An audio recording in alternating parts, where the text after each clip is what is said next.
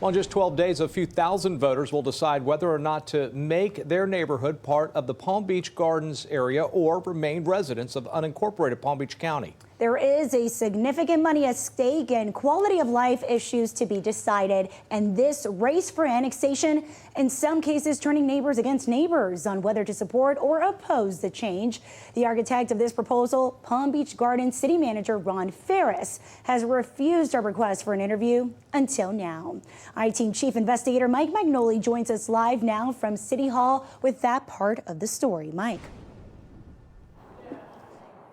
Good evening, everybody. So opponents of annexation say this is a land grab. They say it's a money grab, but Ron Ferris says that's not true. And he says if the city wanted to, they could have gone zone by zone and forced this annexation on neighborhoods. Instead, they conceived this idea that they would try for 5 zones. That forced this into a ballot measure. That means voters get to decide. He says they did that by design. And Mr. Ferris says if anyone involved in this is after the money, he says that would be the county fire department's union. Why do you suppose I was so keen to have you sit in this chair? Not one of the council members, not the mayor. Why are you here? Because you called me the mastermind. Palm Beach Gardens City Manager Ron Ferris insists that's not how it works. How we manage this city is we have department heads.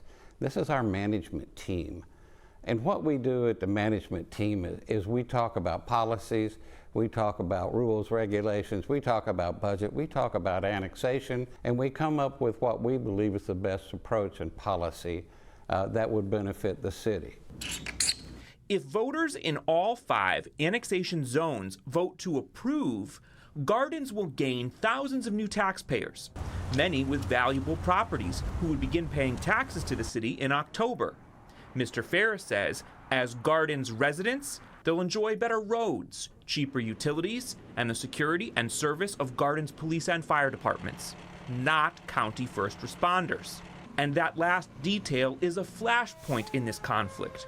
Ferris says the county firefighters union is secretly funneling money into the coalition against annexation. Accusations union president Jeff Newsom outright denied on camera in our previous I-Team report. No money? That's where we're at right now. But Ferris insists the International Firefighters Local 2928 is battling to keep their jobs and their tax dollars because they're already losing the neighboring town of Jupiter, which is starting its own fire department.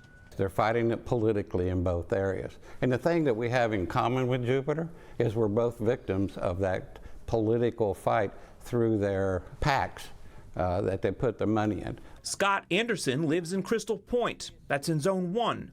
He tells the I-Team he and his neighbors don't care about the firefighters and their turf war or who's paying for the yard signs. They care about their own bottom line. Just forget it. We don't need it. Anderson listened when the city of Palm Beach Gardens pitched the annexation plan in his community's clubhouse.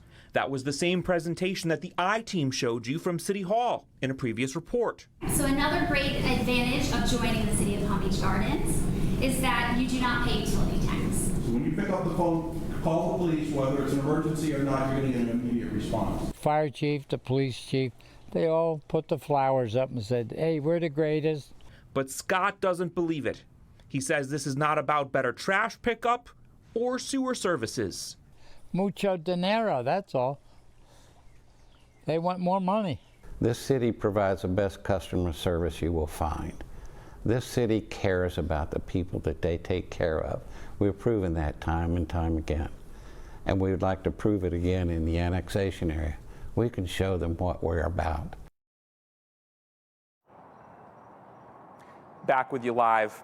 You know, a lot of folks in Zone 1 are concerned about the widening of Prosperity Farms Road, and the County Transportation Department has been kicking around plans for doing that for a lot of years. Mr. Ferris tells me that the city can be a powerful ally in fighting the county, and he promises if folks vote yes for annexation, the city will join them and they will tell the county not to widen that road.